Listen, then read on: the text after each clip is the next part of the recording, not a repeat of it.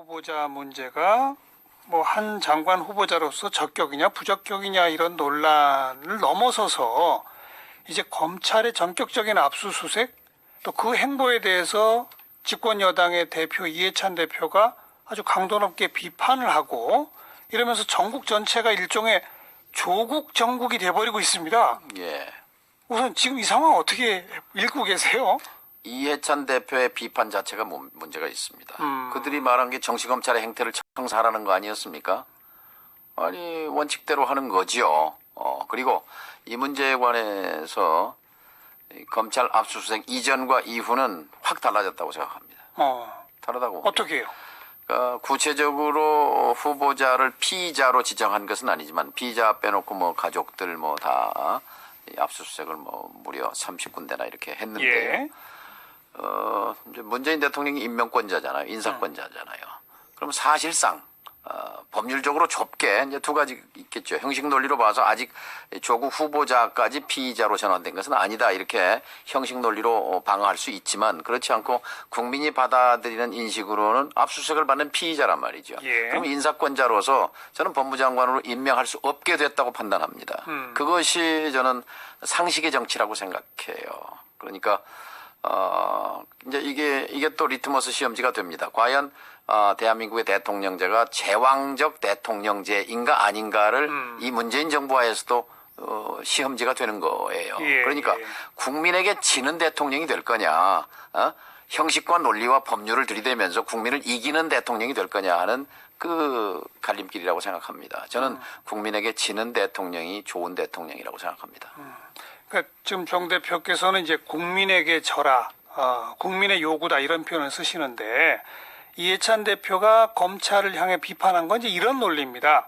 검찰이 언론 기관에는 내용을 슬슬 알리면서 청와대에도 법무부에도 사전 통보 전혀 없이 거대한 작전하듯이 31곳 압수수색을 전격적으로 하고 바로 이런 행동을 벌이는 것은 조국 후보 스스로 사퇴하기를 바라는 압력이다. 그러면서 동시에 압수수색한 자료를 언론에 벌써 기사화가 되고 있는 일종의 피의사실 유포로까지 이어지는 것은 아주 가장 나쁜 검찰의 적폐가 다시 드러나는 거다. 예. 검찰이 정치에 개입해서 정치적 행위를 하는 것 아니냐 이렇게 비판하는 거거든요. 동의합니다. 예. 그 점은 동의해요. 예. 그런데요, 교묘한 논리입니다. 그게 뭐냐면요, 초원 복국집 사건 아시잖아요. 네. 기관장들이 모여서 대선 모의한 것.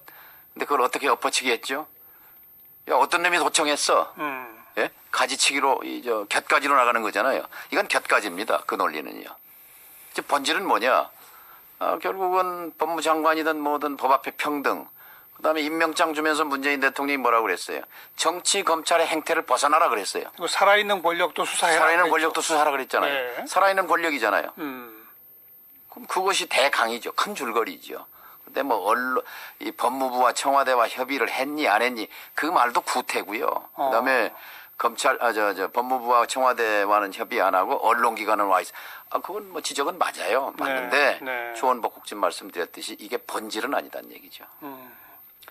그나저나 우리 정 대표 그 언론사 기자 정치부 기자부터 시작하면 지금 평생이 정치 아니십니까? 그죠? 그런가요?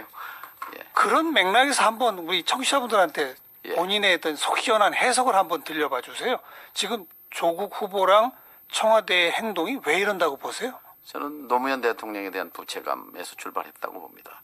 문재인 대통령은 노무현 대통령 연관 속에서 대통령이 된 거고 예. 핵심은 이제 또 검찰 개혁을 자신의 저서 운명의 한 챕터에 하려 했잖아요. 예. 그래서 조국은 이제 검찰 개혁의 상징으로 민정수석을 했던 것이고 어떤 공과를 떠나서 그래서 아까 제가 지금까지 촛불 정부를 자임하면서도 단 하나도 털끝 하나도 제도 개혁을 못했다. 근데 이제 마음 먹고 이제 검찰 개혁의 수장으로 내려보내는 것이니까 당연히 밖에 없죠. 거기에서는 이해는 합니다. 예. 이해는 하는데 그러나 대통령 권력이 100%가 아니지 않습니까? 원래 40몇 % 지지를 받고 당선된 대통령인데 어쨌든 국민의 다수가 아니라고 하면 아닌 겁니다.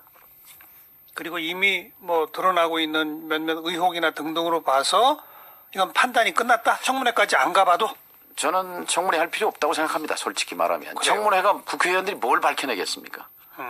그 뭐 하나의 그 이제 정치적인 이벤트지요. 거기에 뭐 실체적 진실에 다가가지 못합니다. 그냥 말의 공방이지요. 그런데 전 두 가지 점 아까 검찰 압수수색 이전과 이후가 국면이 바뀌었다는 거 하나 하고 조국 후보자가 임명될 때 저도 그랬어요. 산호맥 문제 가지고 뭐 또 이 색깔 시비가 되겠군. 그걸 되게 뭐 처음에 핵심으로 황교안 봤잖아요. 대표가 또 문제 제기했고. 네. 그게 핵심일 줄 알았는데 결국 이 이제 그 임명을 하면서 이제 그 변곡점이 뭐 꺾어지는 지점이 그 자녀 딸 학교 문제 아니었습니까? 예. 근데 저도 이제 그 과정에서 좀 충격적인 사실 제가 충격을 받은 게 뭐냐면 조국 후보자의 딸처럼 자동 봉진이라고 들어보셨어요? 자동 학생들은 다 합니다. 자동 봉진. 무슨 말이에요? 학생 종합생활기록부 학종. 학종 거기에 들어가는 핵심 요소가 자동 봉진인데요. 자율적 활동, 그다음에 봉사 활동, 동아리 활동, 봉사 활동, 그다음 진로 체험 활동. 그래서 가령 대학병원에 가서 의사 선생님하고 뭐 토론한다든지 인터뷰를 하면 그게 진로 탐험 활동이 되는 거예요. 그런데 보통 학생들은 대학병원 의사 선생님 찾아가서 인터뷰하기 쉽지 않죠. 예를 들면 우리 사회의 기득권층, 정치인을 포함해서 경제인, 고급 관료 뭐 등등 기득권층 자녀들이 이 자동봉진 시스템을 통해서 지난 10년 동안 이른바 뭐 스카이 캐슬이라는 뭐 드라마도 있었지만 그 스카이 대학에 들어간 숫자가 그러니까 조국 후보자의 딸이 그 경로를 택한 건데 그런 경로로 들어간 학생 숫자가 4만 7천 명이라는 거예요. 4만 7천 명 10년 동안에. 그중에 한 예를 들면 서울대학교 몇 년 전에 수시 그러니까 학종 자동봉진으로 들어간 학생이 자사고와 등록고 출신이 3분의 2 65%를 차지합니다. 65%. 그리고 근데 이 자사고와 등록고의 학생이 전체 학생 숫자의 4.5%예요. 근데 나머지 95.5%의 일반계 고등학교. 그러니까 우리 사회에 힘이 없거나 돈이 없거나 기득권층에 속하지 못하는 사람들의 자녀들이 대부분 다니는 일반계 고등학교 학생들 95.5%인데 숫자로 이 학생들이 서울대학교 자동봉진으로 들어간 거기에 3분의 1입니다. 그러니까요. 3분의 1. 그런데 서울대학교가 이 수시 전형을 통해서 80%를 뽑아버립니다. 정시는 20%밖에 안 뽑는데 이 20%에서는 일반계 고등학교가 많아요. 그렇죠. 네? 등록고 자사고가 적고. 그러니까 이건 뭐냐?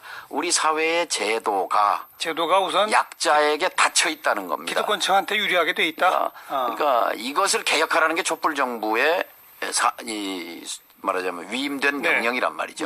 그런데 그 개혁의 본진, 장수가 그러니까 이게 여기에 분노의 핵심이 있다고 봅니다. 그러니까 그 조국 후보자의 딸에 대해서 분노하는 게 아니라 그런 시스템을 용인하고 있는 이 정부. 이 정부도 똑같네. 이명박 박근혜랑 똑같네라는 것에 대한 실망감이라고 생각합니다.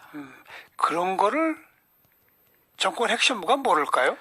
지난번에 김상곤 교육감이 했어야 돼. 김상곤 장관이 그때 뭐 이게 학종이냐 뭐 수신 정신이 할 때 어정쩡하고 봉합하고 말았잖아요. 근데 왜 못했냐? 청와대나 당이 그 김상곤 교육감은 충분히 알죠. 이 문제의 본질을. 그런데 지금 이 정부의 청와대나 여당도 다 기득권입니다. 기득권이에요. 기득권 여당이에요. 기득권 정부예요. 이게 핵심이에요.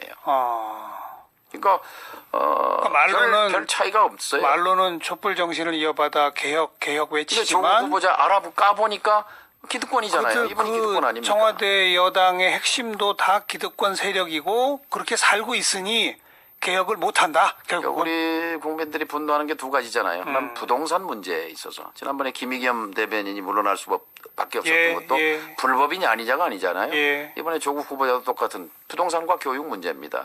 이 부분에 대해서 국민의 영린을 건드린 거라고 봅니다. 그리고 바로 그거는